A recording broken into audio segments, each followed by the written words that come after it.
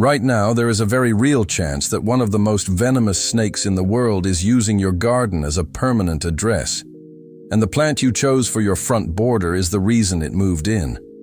Australia has more species of venomous snake than any other country on Earth, and the frustrating truth is that some of the most popular plants in Australian backyards are actively creating the shelter, moisture, and food supply that keep snakes coming back season after season.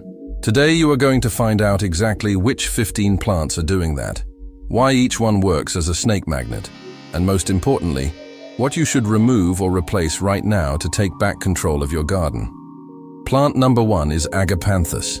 Agapanthus is planted along driveways and garden borders across every state in Australia, and its thick, clumping base creates a densely packed mass of leaves and stems that snakes can vanish into within seconds. The interior stays cool and moist even through summer heat, which is exactly the microclimate snakes seek. Skinks and frogs shelter inside agapanthus clumps constantly, turning them into a built-in hunting ground. Remove established clumps from areas close to the house and replace them with low, open-structured plants like ornamental alliums that offer no ground-level hiding space. Plant number 2 is lomandra and native tussock grasses. Lomandra is heavily promoted as a low-maintenance Australian native, and it is, but the hollow, sheltered core that forms at the base of every mature clump is a textbook snake retreat. The thick outer leaves provide complete visual cover, while the interior stays shaded and protected. If you have lomandra planted within 2 meters of your home, paths, or children's play areas, remove it and replace it with a compact, open ground cover like prostrate grevillea that stays flat and offers no interior shelter structure. Plant number 3 is bougainvillea. Bougainvillea grows into impenetrable thorny thickets that predators refuse to enter, which is precisely why snakes take up permanent residence inside it. An established bougainvillea can shelter a snake for days without any sign from the outside. Remove bougainvillea from fence lines and walls adjacent to outdoor living areas. If you want a climbing plant, replace it with a more open, structured vine that you can see through clearly and inspect easily. Plant number 4 is buffalo grass and kikuyu left unmowed. When these extremely common Australian lawn grasses are allowed to grow beyond a few centimeters, they create ground-level cover that allows snakes to move across your entire yard completely unseen. Eastern brown snakes hunt actively through long grass, and homeowners often have no idea one has crossed their yard. The fix here is simple and non-negotiable. Mow consistently and keep the entire lawn short. There is no replacement needed, only discipline with the mower. Plant number 5 is lily-pilly hedges.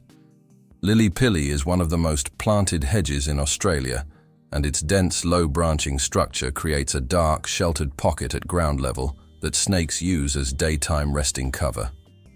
The berries attract lizards and small birds, which builds a food source directly inside the shelter. Trim the base of every lily-pilly hedge so there is a clear, visible gap of at least 20 centimeters between the lowest branches and the soil. If the hedge is too established to maintain that gap, consider replacing sections close to the house with an upright columnar variety that grows vertically rather than spreading wide at ground level. Plant number 6 is gazania ground cover. Gazania spreads in a dense, flat mat across sunny garden beds and is extremely popular in Australian front gardens. That solid mat traps moisture against the soil and creates a hidden layer of activity underneath, where skinks, earthworms, and insects move freely. Snakes hunt right through gazania beds, and homeowners walk past them daily without ever noticing.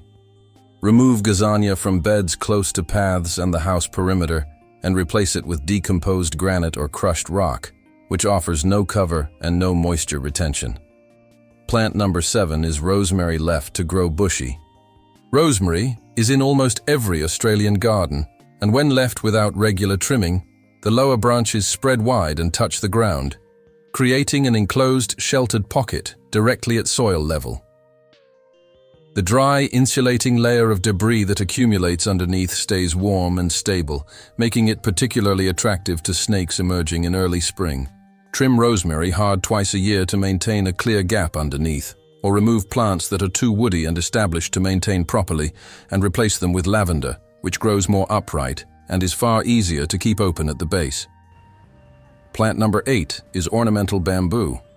Bamboo forms an extremely dense colony with a tangled, impenetrable base that snakes use as a permanent shelter zone.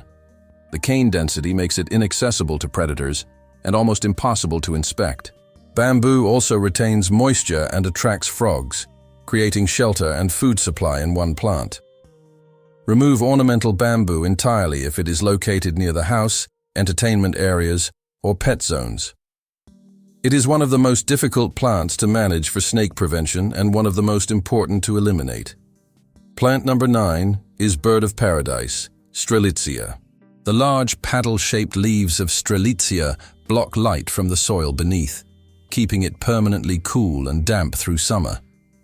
That combination draws in frogs and slugs, which are primary prey for tree snakes and smaller pythons across Queensland and New South Wales. Remove Strelitzia from garden beds directly against the house and replant with something upright and open like kangaroo paw, which provides garden interest without creating ground-level shelter.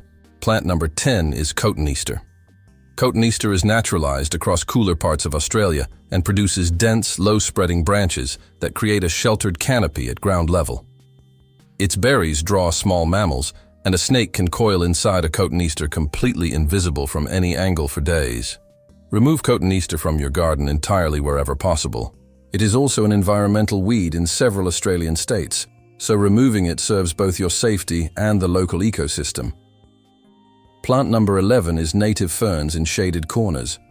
Australian native ferns create a cool, humid microclimate that attracts frogs, earthworms, and insects in high numbers.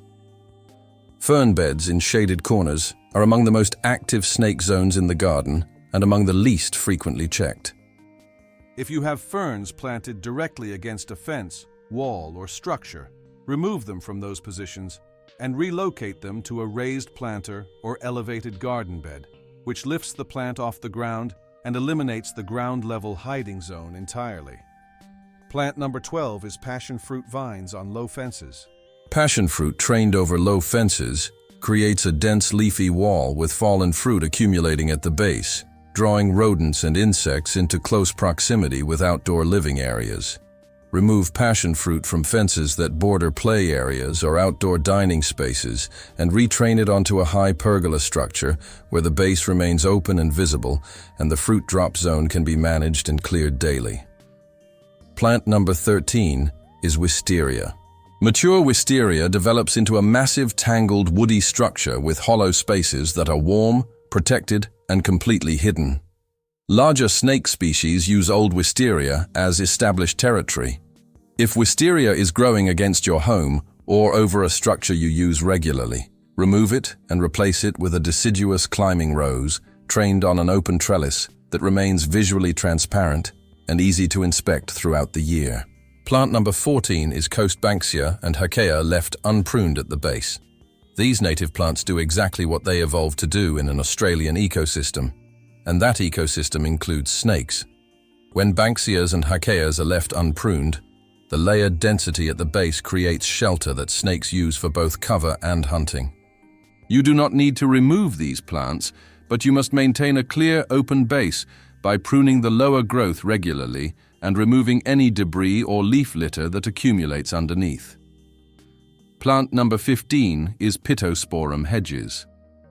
Pittosporum is one of the most common screening hedges in Australian suburban gardens, and when left to develop without pruning at the base, it creates exactly the same enclosed ground-level pocket as lily-pilly. The berries attract birds and lizards, and the dense interior provides complete shelter. Trim Pittosporum hedges to maintain a clear gap underneath, or where that is not possible due to age and structure, replace sections near the house with a solid fence that offers no biological shelter whatsoever. Which of these 15 plants do you have in your garden right now? Drop a comment below, because most people watching this are going to count at least 4 or 5 without even walking outside to check. The single most effective thing you can do today is walk your garden perimeter with fresh eyes and ask one question about every plant you see. Does this create hidden ground-level cover within 2 meters of where my family moves? If the answer is yes, you now know exactly what to do. Subscribe so you never miss a video like this one, And if you know someone in Australia who gardens without thinking about this, send it to them today. It could genuinely matter.